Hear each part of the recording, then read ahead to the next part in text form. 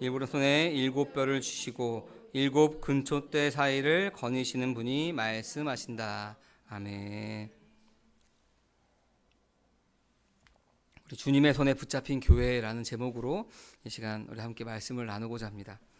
먼저 우리 옆 사람과 인사하겠습니다. 우리 함께 예배함이 기쁨입니다. 네, 함께 예배함이 기쁨입니다. 정말 오랜만에 모든 성도님들이 다 한 자리에 모인 것 같습니다. 여러분, 우리가 진심으로 함께 예배함이 기쁨이 되기를 소망합니다. 여러분, 그렇게 하기 위해서는 우리가 어떻게 해야 될까요? 우리가 함께 예배하는 것이 기쁨이 되기 위해서는 어떻게 해야 될까?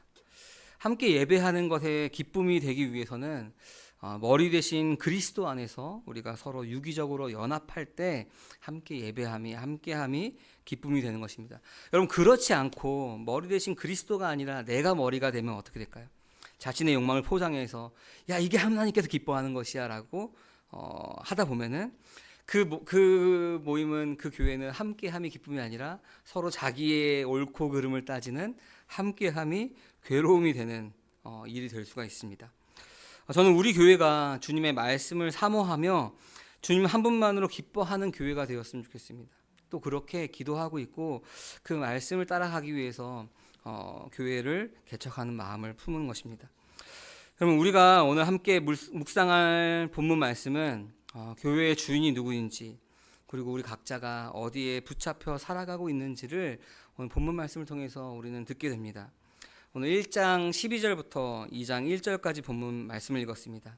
이 본문에는 우리 부활하신 예수 그리스도께서 교회 한가운데 거니시는 모습이 나옵니다. 그분의 영광과 권세가 그 교회를 어떻게 붙들고 그 함께 하시는지에 대해서 우리는 오늘 말씀을 통해서 엿볼 수가 있습니다. 여러분, 우리가 먼저 교회라고 하면은 여러분 어떤 것들이 머릿속에 떠오르나요? 교회다. 교회다 하면은 뭐가 떠오르나요? 11시 공예배인데 막 질문하니까 어색하신가요? 뭐라고요? 십자가. 네, 교회라고 하면 십자가가 생각난답니다. 또 어떤 분들은 뭐가 생각나나요? 교회다라고 하면 예배. 우리 11시 모여서 듣는 예배. 또 뭐가 생각날까요? 세상의 빛과 소금으로 봉사하는 교회. 또 아니면은 우리가 수고와 헌신으로 우리가 함께하는 그런 교회들 생각할 수 있습니다.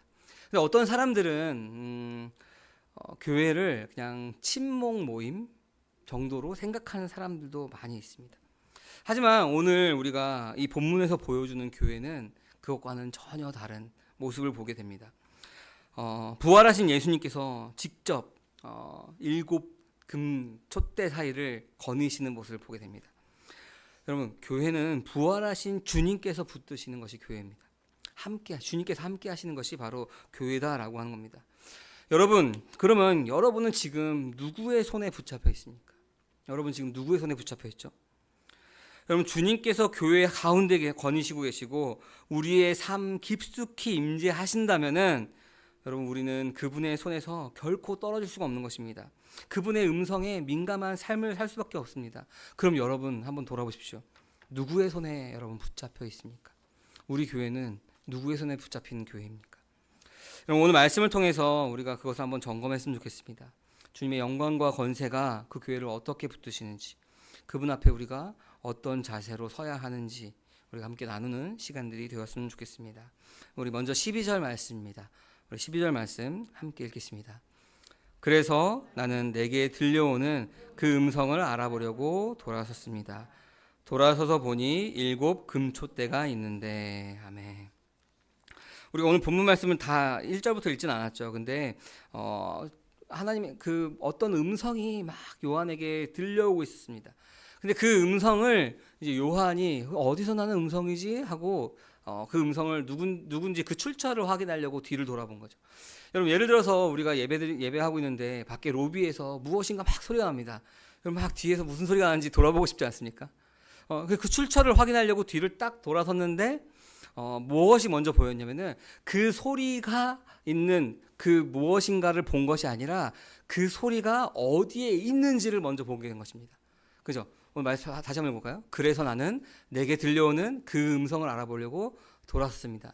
돌아서서 보니 그 음성에 출처가 저기 있습니다가 아니라 7 금초대가 있는데 라고 그 7 금초대를 먼저 확인한 거죠. 오늘 본문 20절 말씀에 7 금초대는 뭐라고 하면 교회다. 7 교회다라고 이야기하고 있습니다. 우리가 이제 2장부터 3장까지 나오는 소아시아의 7 교회, 그 7 교회를 이야기합니다.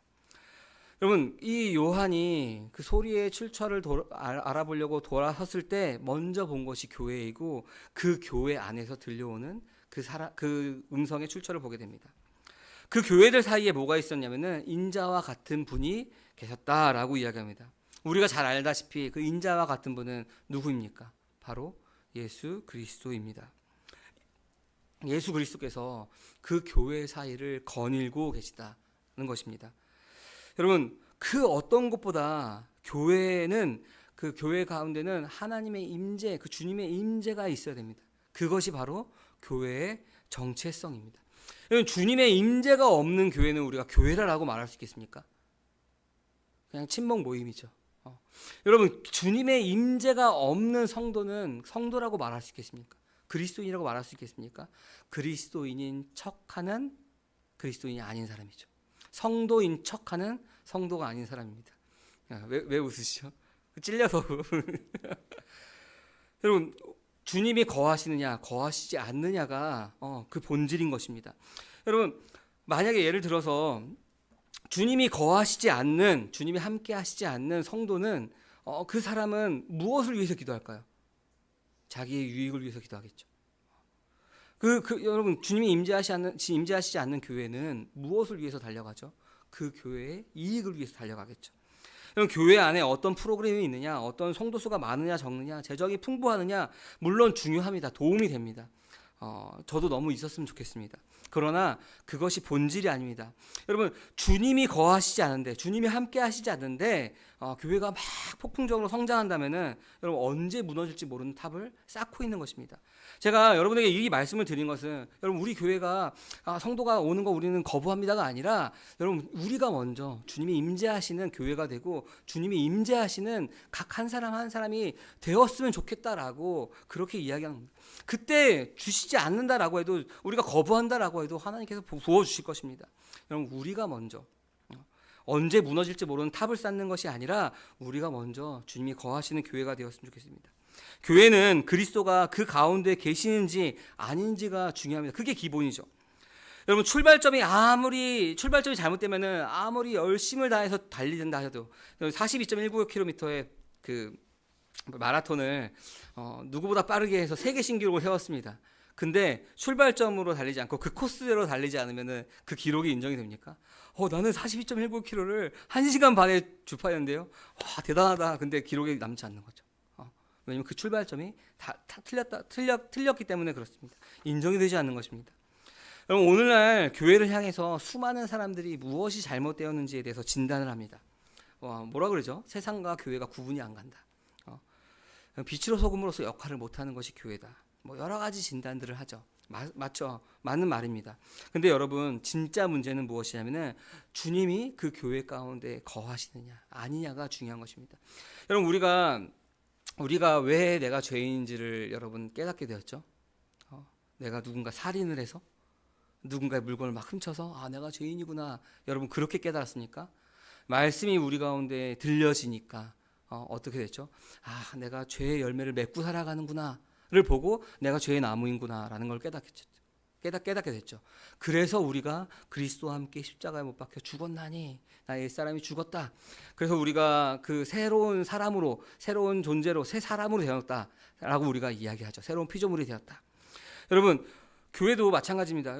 우리가 세상과 구분이 안 간다, 소금으로서 빛으로 역할을 못한다, 그 문제들을 해결하는 것이 아니라 왜 그 문제가 일어나느냐, 교회 안에 주님이 거하시지 않기 때문에 그 문제들이 자연스럽게 나오는 것입니다.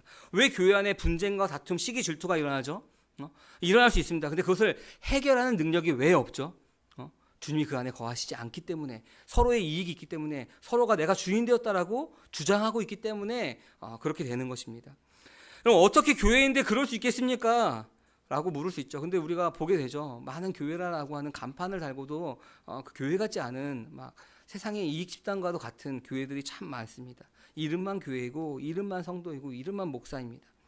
여전히 내가 주인됨으로써 내가 원하는 것을 이루고자 한다면은 우리는 성도라고 불릴 수가 없고 교회라고, 그 모임이 교회라고 불릴 수도 없는 것입니다.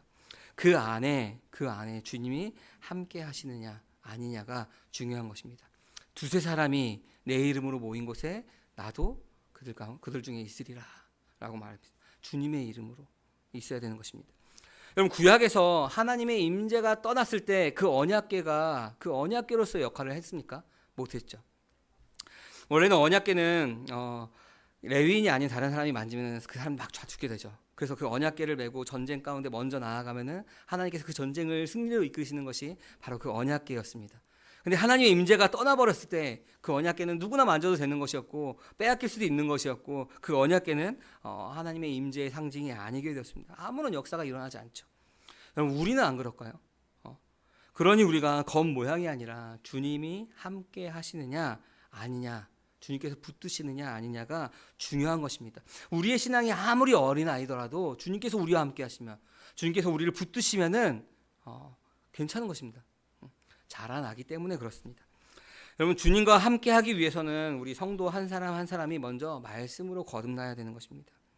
우리 안에 주님이 주인으로 오셔야 하는 것입니다. 여러분, 우리가 말씀 안으로 거듭나지 못하면은 여러분, 우리가 어떠한 상태이죠? 거듭나지 못하면 여전히 우리는 죄인으로서 있는 것입니다. 죄인으로서.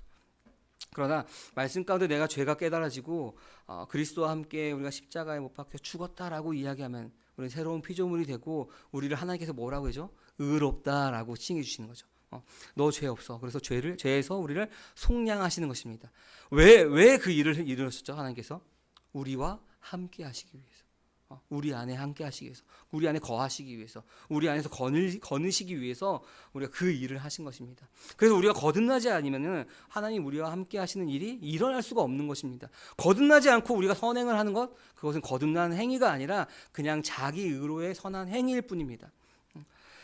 여러분, 그래서 우리가 주님이 함께 하시냐 안 하냐, 우리가 말씀으로 거듭나냐 그렇지 않느냐가 중요합니다. 우리의 주인이 먼저 내가 아니라 주님으로 바뀌어야 하는 것입니다. 여전히 내가 주인 된다면은 우리는 무엇에 집중할까요? 겉모습을 꾸미는 데 집중합니다. 왜냐하면 내가 주인이 바뀐 척 우리가 나타내야 되기 때문에 그렇습니다. 우리 교회가 벌써 개척한 지 3년 반이 되었습니다. 그죠? 3년 반. 우리가 3년 전 7월 달에 여기를 인테리어 공사를 하기 시작했습니다. 벌써 3년 지났네요. 그리고 이 장소에 들어온 지 3년 조금 못 됐죠. 3년이 되었습니다. 그 기간 동안 이 이야기를 정말 마르고 닳도록 한 이야기입니다. 그만큼 중요한 이야기가 우리의 주인이 바뀌었느냐 바뀌지 않았느냐인 것입니다. 여러분, 호박에 줄 긋는다고 수박이 됩니까? 한번 누가 대답해 보시죠. 호박에 줄 긋는 수박이 됩니까? 줄 그으면 수박처럼 보일 수 있지만 그것을 딱 자르면 그 안에는 호박이 남아있는 거죠. 그리고 지난 시간에도 얘기했듯이 제가 배의 열매를 맺고 있었는데 그 배의 열매를 빨갛게 칠한다고 해서 그것이 사과입니까? 사과처럼 보이는 배죠. 우리도 마찬가지입니다. 주인이 바뀌지 않으면은, 그래서 주인이 바뀌지 않으면은 우리가 본질적인 것이 아니라 비본질적인 것에 집중해서 나를 포장하기에 급급한 삶을 산 겁니다. 얼마나 수고하고 무거운 짐진자니까. 수고하고 무거운 짐진자 다 내게로 오라, 내가 너를 쉬게 하리라 라고 했지만 우리는 주님께 나온다고 하면서 그 수고하고 무거운 짐을 계속 집니다. 난 사과나무야 하면서 칠하기에 급급합니다. 여러분, 나는 배나무입니다, 나는 죄인입니다를 고백하면 우리가 하지 않아도 우리를 하나님께서 의롭다 칭해 주시는 것입니다. 여러분, 주님이 주인이십니까? 여러분 안에 주님이 거하십니까? 여러분 주님의 손에 붙잡혀 있습니까? 여러분, 이 질문에 우리가 솔직하게 대답하지 못한다면은 우리는 그냥 겉모습을 바꾸는데, 겉모습을 치장하는데 우리는 모든 시간들을 사용하게 될 것입니다. 그리고 우리는 또 무엇을 하게 되면은 내가 들키지 않기 위해서 그 말씀으로 너는 하고 정죄하는 거죠. 유대인들이 그랬죠. 막 정죄하는데, 타인을 향해서 정죄하는데 사용합니다. 여러분, 오늘 본문 말씀에 요한은 반모섬에서 이 환상을 보았습니다. 반모섬은 어디냐면은 유배지입니다. 그러면은 뭘까요? 교회는 지금 핍박을 받고 있습니다. 이 요한이 유배지로 끌려갔습니다. 여러분, 사도들의 대부분은 이 시기가 이제 기원전 한 90년이 넘은 시기이기 때문에 사도들 대부분의 사람들은 이 요한 빼놓고는 다 순교했습니다. 베드로는 거꾸로 매달아 죽었다고 하죠. 사도 바울은 목이 잘려 나갔다라고도 하고, 여러분 사도들은 대부분 순교했고, 이 지금의 현실은 그리 아름다운 모습이 아닙니다. 교회 우리가 그리스도인이면서 현실은 죽을까봐 위험을 당하고 고난과 환난과 역경 가운데 있는 것이 지금 이 상황입니다. 아름답지 않죠. 암담한 모습입니다. 내가 그냥 신앙을 포기하면 편할 텐데 라는 마음이 들만한 그런 암담한 모습입니다. 그러나 하나님은 요한에게 그 암울해 보이는 그 암담한 눈앞에 그 앞이 보이지 않는 그 상황 가운데 그 현실을 넘어서 하나님께서 진실을 보여주고 있습니다. 그것이 무엇이냐면은 교회 사이에 주님이 거하신다는 겁니다. 그 암담한 현실 가운데서도 그 주님이 그 인자가 함께 하신다는 것입니다. 여러분, 여러분의 중심에 무엇이 있습니까? 그리스도인이라 라고 말하지만 스스로 여러분 중심에 서려고 하지 않습니까? 주님이 거하시는 그 자리에 내 방식과 내 계획을 여러분 앞세우고 있지 않습니까? 여러분, 만약에 이스라엘 백성이 출애굽하고 난 다음에 광야에서 구름 기둥과 불 기둥이 인도하는데 하나님 왜 이렇게 답답하십니까? 금방 절로 가면은 가나안 땅인데 잘 모르시네, 이쪽으로 갑시다 하고 만약에 모세가 그 방향으로 갔다면 여러분 가나안 땅에 들어갈 수 있었을까요? 아니죠. 그 시기가 필요했던 거죠.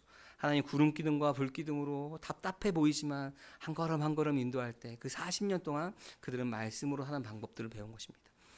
홍해를 건너서 그들이 세례받았다라고 하죠. 나는 죽고 예수로 사는 삶을 그들이 옛사람이 죽은 삶을 경험하면서 말씀으로 훈련받는 시간이 있던 것입니다.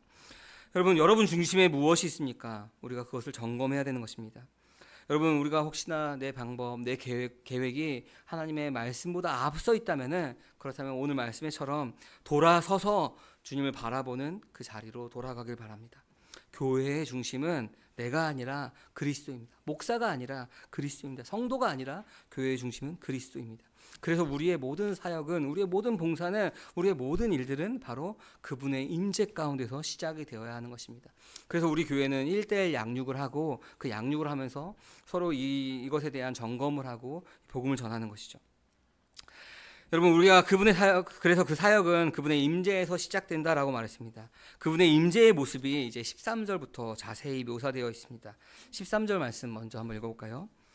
그 촛대 한가운데 인자와 같은 분이 계셨습니다. 그는 발에 끌리는 긴 옷을 입고 가슴에는 금띠를 띠고 계셨습니다. 아멘. 인자와 같은 분이 계신다라고 말합니다. 이 인자라고 하는 표현은 다니엘서 7장 13절을 배경으로 하고 있는 것이죠. 인자는 하늘의 권세를 받은 자, 통치자, 심판자, 왕, 하나님 보호자 앞에 서는 유일한 자가 바로 이 인자입니다. 그래서 예수님은 복음서에서도 인자라는 표현을 씁니다. 인자는 하면서 이야기했죠.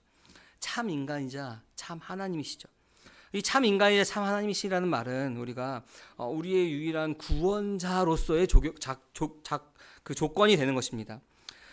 또한 발에 끌리는 긴 옷을 입고 가슴에 금띠를 띠고 있다고 그랬는데, 이 긴 옷은 제사장 옷입니다. 그리고 금띠는 왕의 장식을 이야기합니다. 왕이시며 대제사장이신 그리스도의 모습을 이 요한은 그 자기가 본 것을 표현하고 있는 것입니다. 여러분, 예수님은 우리를 위해 중보하시는 제사장이며 우리를 다스리시는 왕입니다. 그럼 우리는 누구의 통치 아래, 누구의 권세 아래 살아야 할까요? 예수 그리스도의 권세 아래, 그의 통치 아래 살아야 됩니다. 여러분, 내 힘으로 산다면, 말씀이 아니라 다른 것으로 산다면, 세상의 소리로 산다면 주님이 주인이 아니라 나로 사는 것입니다. 여러분, 우리가 복음을 전한다고 하지만, 우리가 그 주님의 도를 전한다고 하지만 그냥 울리는 꽹과리인 것입니다. 여러분, 말씀을 전하니 그냥 말씀이 일하는 것이지 그 말씀이 나랑 상관없는 사람이 되는 것입니다. 여러분, 진정한 제사장이신 예수님과 함께하는 자라면은 그의 삶은 주님께 붙들리는 삶이며 주님의 권세로, 주님의 통치로 사는 사람이 될 것입니다. 여러분, 우리의 삶이, 우리 교회가 그러한 교회가 되었으면 좋겠습니다. 여러분, 그런 사람의 삶의 자리는 결코 가볍지가 않습니다. 하나님 앞에서 두렵고 떨림으로 하는 것입니다. 여러분, 그 하나님의 주님의 모습을 안다면은, 그 위엄과 그의 영광을 안다면은 우리는 그 앞에서 두렵고 떨림으로 설 수밖에 없는 것입니다. 14절에서 16절까지의 말씀에서 이렇게 그래서 묘사하고 있습니다. 같이 한번 읽어볼까요? 머리와 머리털은 흰 양털과 같이, 또 눈과 같이 희고, 눈은 불꽃과 같고, 발은 풀물불에 달구어낸 노새와 같고, 음성은 큰 물소리와 같았습니다. 양날 칼이 나오고 얼굴은 해가 강렬하게 비치는 것 같았습니다. 아멘. 그 교회 사이에 거니시는 그 인자 같은 사람의 모습이 지금 이렇다라고 하는 겁니다. 뭐죠? 머리에는 흰 양털과 같이, 또 눈과 같이 이고, 눈은 불꽃과 같고, 발은 풀무불에 달구어낸 노새와 같고 하면서 이야기하죠. 여러분, 기도하면서 이런 이야기 많이 했죠. 불꽃 같은 눈동자로 뭐 이런 이야기들을 여기 표현에 다 나오죠. 와, 어떻게 그런 모습이지? 어떻게 해가 강렬하게 비칠 것 같은 그런 모습이지? 단지 외형을 묘사하는 것이 아니라 그 당시에 사람들이 구약을 알고 있고 예수님을 알고 있는 사람들이 그 이 묘사를 통하여서 예수 그리스도의 그 인자의 영광과 위엄이 어떠한지에 대해서 이 말씀을 통해서 이야기하는 것입니다. 여러분, 다니엘서 7장 9절에 보면은 한 옥자에 옛적부터 계신 분이 앉아 계셨는데 옷은 눈과 같이 희고 머리카락은 양털과 같이 깨끗하였다라고 합니다. 그 인자에 대해서 이야기한 거죠. 불꽃 같은 눈은 여러분 꿰뚫어 보는 눈입니다. 노스에 같은 발은 정결하게 하는 심판의 권세를 의미합니다. 또 우리가 알다시피 히브리서 4장 12절에 하나님의 말씀이 뭐라고 표현되죠? 좌우에 날쌘 양날 검으로 표현되죠. 그럼 또한 얼굴은 해가 강렬하게 비치는 것 같다라고 이야기하면서 그 영광의 절정을 이야기합니다.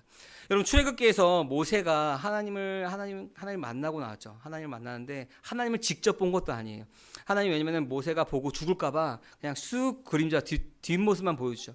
그때 이제 모세가 그 하나님을 보고 시내산에 내려올 때 사람들이 모세의 얼굴 보고 어때죠?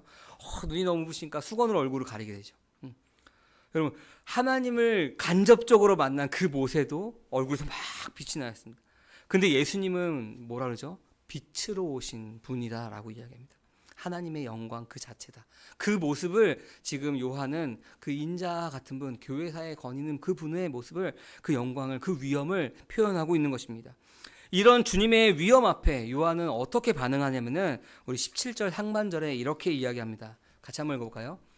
그를 볼 때에 내가 그의 발 앞에 엎드려져서 죽은 사람과 같이 되니. 아멘. 그의 위엄과 영광을 볼 때 요한은 그 발에 엎드려져서 죽은 사람같이 되었다라고 이야기합니다.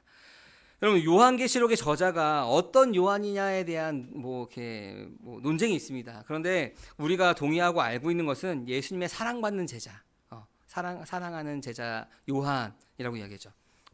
십자가 아래까지 따라갔습니다. 그 요한은. 그리고 예수님의 가슴에 기대어서 마지막 만찬을 나눈 우리 어머니를 부탁하노라 하는 그 요한이죠. 근데 그 요한이 우리가 요한계시록의 저자라고 우리가 이야기합니다. 근데 그 요한이 지금 예수님의 그 위엄 앞에, 그 영광 앞에 뭐라죠? 그 발에 엎드려서 죽은 사람과 같이 되었다라고 얘기합니다. 주님의 영광을 진짜 본 사람은 그분 앞에서 우리가 그냥 무너질 수밖에 없는 겁니다. 엎드려서 죽은 사람과 같이 그냥 아무 말도 할 수 없는 것입니다. 여러분, 우리가 무슨 말을 할 수 있겠습니까? 주님, 내가 이러이러해서 못했습니다. 내가 이러이러해서 어려워서 힘들었습니다. 여러분, 욥도 어땠냐면은 그 주님 앞에서 하나님 봤을 때 그 입을 닫아버리는 모습을 보게 됩니다. 함께하는 교회 성도 여러분, 그분의 임재 앞에, 그분의 위엄 앞에 여러분 엎드려져서 죽은 사람과 같이 된 적이 있습니까? 혹은 지금 여러분 그렇게 하고 있습니까? 저는 오늘 설교를 준비하면서 여러분 느껴질지 모르겠지만 너무 힘들었습니다.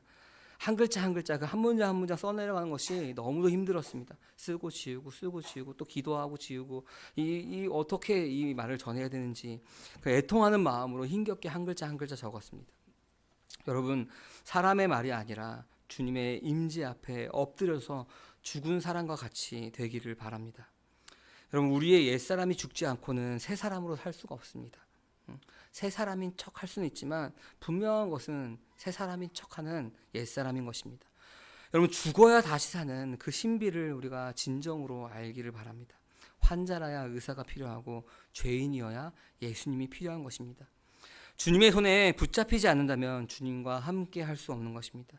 그러면 그 안에는 회복도 사역도 없는 것입니다. 죄인된 나만 남아있는 것입니다. 우리 17절과 18절 말씀해 보니까 이렇게 나옵니다. 우리 같이 한번 읽어볼까요?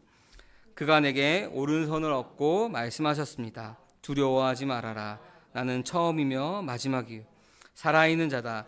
나는 한 번은 죽었으나 보아라. 가지고 있다. 아멘.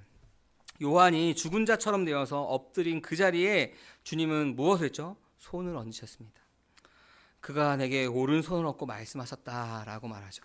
여러분, 우리가 성경에서 대부분 오른손을 얻었다, 오른손이라는 표현은 능력과 그분의 능력과 권세를 이야기할 때 그 오른손을 사용합니다. 그래서 우리도 기도할 때 그렇게 이야기하죠. 주님의 능력의 오른손으로 우리를 붙들어 주셔서 우리의 아픈 모든 것들이 다 치유되게 하시고 이렇게 하면서 우리가 그런 오른손이라는 표현을 많이 쓰죠.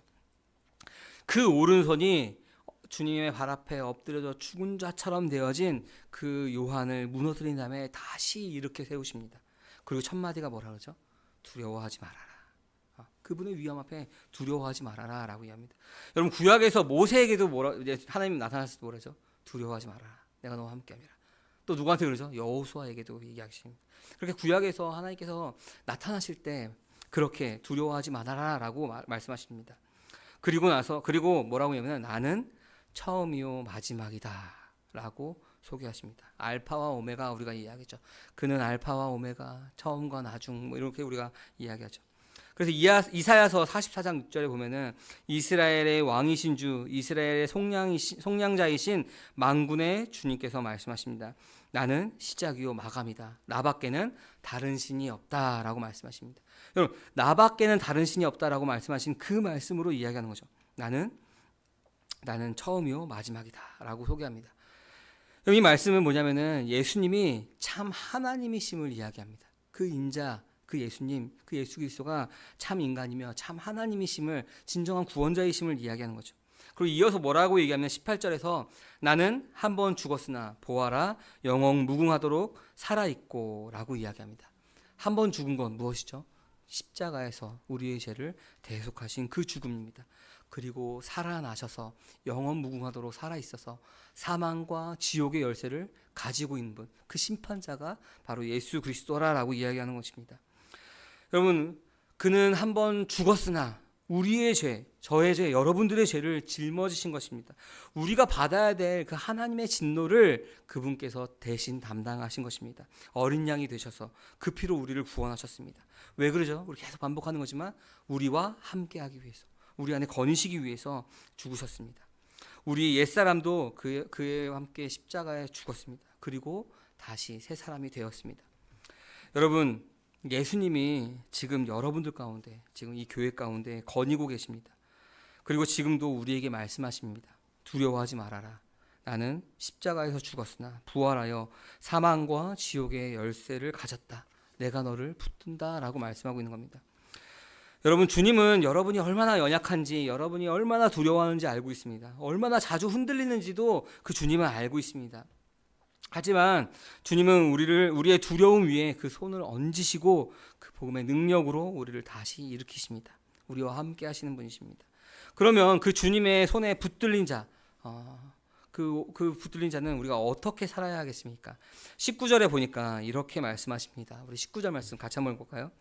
그러므로 너는 내가 본 것과 지금의 일들과 이 다음의 일들을 기록하여라. 아멘. 세 가지를 명령하시죠. 요한에게 세 가지를 명령하는데 본 것과 지금의 일들과 다음에 일어날 일들을 기록하여라. 이 기록한 거는 그 교회들에게 편지로 보내기 위해서 말씀하신 거죠. 여러분, 첫 번째는 본 것입니다. 본 것은 무엇이냐면 1장에서의 그 인자의 모습입니다. 예수 그리스도의 모습. 그 모습이 무엇이죠? 영광과 위엄으로 죽으시고 다시 사신 우리의 구원자이신 그리스도의 모습입니다. 사망과 지옥의 열쇠를 가지시고 있는 심판자이십니다. 그리고 말씀하시는 분입니다. 두 번째는 지금의 일들입니다. 우리가 이제 2장과 3장인데 7교회에다가 보낸 편지죠. 책망하시고 칭찬하시는 모습들이 나옵니다. 우리가 이제 다음 주부터 이제 그 2장과 3장에 대한 내용들을 살펴볼 건데 그 7교회에 대한 말씀입니다. 그리고 우리 현재 살고 있는 교회에 대한 말씀이기도 하죠. 그리고 마지막에 세 번째는 다음에 일어날 일들입니다. 이제 3장 이후에 4장부터 이제 우리가 잘 아는 무슨 머리 매달린 용도 나오고 하는 그런 모습들이 나오는 것이 그 종말에 대한 이야기가 바로 이제 4장부터 나옵니다. 그리고 새 하늘과 새 땅에 대한 계시들이 나옵니다. 저는 이 새 하늘과 새 땅 정말 좋은 말이죠. 왜냐하면 우리가 주님 오시는 그날이 새 하늘과 새 땅인데 이게 신천지라고 하는 이단이 이 말을 사용하면서 이거를 말하기가 참 민망할 때가 많습니다. 정말 좋은 단어이죠. 새 하늘과 새 땅, 주님의 나라가 다시 오는 건데 그런 이단들이 먼저 섬접해가지고 새 하늘과 새 땅에 대한 계시들이 그 다음 나옵니다. 요한은 지금 여러분 무엇을 보고 있나요? 환상을 보았고 그 환상에 무너졌습니다. 그 엎드려서 죽은 것 같은 그 요한에게 그 말씀을 받아 기록하라라고 하는 그 명령을 듣고 있는 것입니다. 여러분, 이것이 그리스도인의 삶의 모습입니다. 그리스도인은 사람 앞에 엎드린 자가 아니라 먼저 주님의 임재와 영광 앞에 엎드려진 사람입니다. 그리고 그 속에서 일어나는 주님의 말씀을 기록하고 받아 증언하는 사람들입니다. 바로 주님의 손에 붙들린 사람들이죠. 오늘 이제 2장 1절에 보면은 참 중요한 표현이 나옵니다. 우리 함께 2장 1절 말씀 같이 한번 읽어볼까요? 에베소 교회의 심부름꾼에게 이렇게 써보내라. 오른손에 7뼈를 주시고 7 근초대 사이를 거니시는 분이 말씀하신다. 아멘. 거니신다라고 하는 표현입니다. 여러분, 우리가 이제 그분이 어디에 계신지, 그분의 어떤 모습인지, 우리가 그분 모습 가운데 어떻게 반응하는지를 봤는데, 그분이 이제 우리 사이에 거니신다라고 하는 것입니다. 7 급초대 사이를 거니신다. 여러분, 거닌다라고 하는 말은 헬라어로 페리타페오라고 하는 말입니다. 거닐다, 지나다니다, 살피다, 뭐 걷다, 뭐 이런 표현을 쓰고 있는데, 그냥 단순히 그냥 걷고 있다, 그냥 산책하듯이 지나간다, 뭐 이런 의미가 아니라, 이 고대 문헌에서 이 거닐다라고 하는 표현을 언제 쓰냐면은 지속적이고 의도적인 통치 행위를 나타낼 때 거닐다, 백성 사이에 거닐다, 뭐 이렇게 이야기하죠. 그래서 우리가 창세기에서도 거닐다라는 표현이, 하나님께서 그 거닐다라고 하는 표현들이 나오죠. 그러니까 이 말씀은 무엇이냐면은 예수님이 그때에도 그리고 지금도 앞으로도 교회 가운데 거니신다라고 하는 그 말을 하시는 것입니다. 그냥 일시적으로 잠시 왔다가 떠나는 것이 아니라 우리와 함께 하시는 분이라고 하는 겁니다. 임마누엘이라고 그러죠. 그리고 레위기 26장 12절에 보면은 너희 가운데 거하시며라고 말씀하십니다. 지속적인 동행을 약속하시죠. 하나님께서 이스라엘과 함께 동행하시는 하나님으로 나타낼 때 이 거닐다라고 하는 표현이 나옵니다. 또 스가랴 4장에 보면은 등잔 때와 기름 부은 자들이 나옵니다. 거기에서도 하나님의 임재와 다스림은 성전과 백성 사이를 거니는 모습으로 나옵니다. 여러분, 오늘 말씀의 요한계시록에서도 주님이 거하신다는 이 표현은 그냥 언약 안에서 교회를 돌보시고 감찰하시고 보호하시고 그 왕으로서의 임재를 나타내시는 것이 바로 그 거닐다라고 하는 표현인 것입니다. 여러분, 예수님은 그냥 과거에 계신 분만 아니라 지금도 앞으로도 우리와 함께 하시는, 교회 가운데 함께 하시는 것입니다. 여러분, 교회가 이렇게 손가락질 받으면서도 빛을 잃지 않는 이유는 성도 한 사람 한 사람 자기의 열심 때문이 아닙니다. 주님이 거하시기 때문에, 함께 하시기 때문에 교회가 빛을 잃지 않는 것입니다. 여러분, 등잔대에 불이, 우리가 기름을 막 채워놓고 불을 딱 붙입니다. 그럼 등잔대 어떠죠? 불이 환하게 비치죠. 근데 이게 불이 붙었으니까 됐다, 야 내가 불을 붙였어, 끝났어 하고 돌아가면은 이 등잔대에 불이 언제 꺼지죠? 그 기름의 용량이 다 끝나면은 언젠가는 꺼지게 되어 있죠. 가만히 두면은 그 불이 밝게 빛나는 것 같지만 언젠가는 꺼지는 불입니다. 여러분, 과거에 매여 있지 말고 우리가 지금 오늘 우리 말씀하시는 그 하나님을 여러분 바라보시기 바랍니다. 여러분들 지금 붙드시는 그 하나님을 여러분 바라보시기 바랍니다. 그 심지를 꺼트리지 않고 그 기름을 채워주시는 그분을 여러분 바라보시기 바랍니다. 주님은 지금도 여러분의 삶 가운데 또 우리 교회 가운데 거니십니다. 우리를 감찰하시며 여러분의 마음까지 꿰뚫어 보시는 주님이십니다. 그러나 동시에 그분은 그 꺼져가는 심지를 꺼트리지 않는 분이십니다. 함께하는 교회 성도 여러분, 지금 우리 교회 한가운데 거하시는 분이, 혹은 여러분 가운데 거니시는 분이, 함께 하시는 분이 누구인지를 여러분 먼저 바라보시길 바랍니다. 여러분, 사람의 말입니까? 아니면 세상의 소리입니까? 아니면 죽었으나 살아있어서 사망과 지옥의 열쇠를 가지고 있으면서 13절부터 묘사하고 있는 그 예수 그리스도이십니까? 여러분 가운데 거니시는 분이 누구이십니까? 여러분, 사단은 우리가 그 말씀을 놓치는 순간 그 틈을 공략합니다. 그리고 그 틈을 공격당할 때 우리는 어떠냐면은 완전히 우리가 막 이상한 사람처럼 변하는 것이 아니라 점점 스며들죠. 그 틈 사이로 스며드니까. 그래서 우리가 마치 최선을 다하는 것처럼 보이지만 주님의 손에 붙잡힌 것이 아니라 자기의 뜻을 드러내게 합니다. 이게 제가 어떻게 아냐면은 제가 그랬기 때문에 10년 동안 열심히 하나님을 찬양하는 것 같았지만 점점 나를 위한 모습을 그 삶을 살았기 때문에 그렇습니다. 그러니 사도 바울이 뭐라고 하죠? 두렵고 떨림으로 너의 구원을 이루라라고 권면하고 있는 것입니다.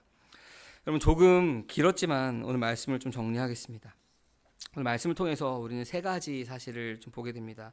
먼저는 교회의 한가운데 바로 예수 그리스도께서 함께 계시다는 것입니다.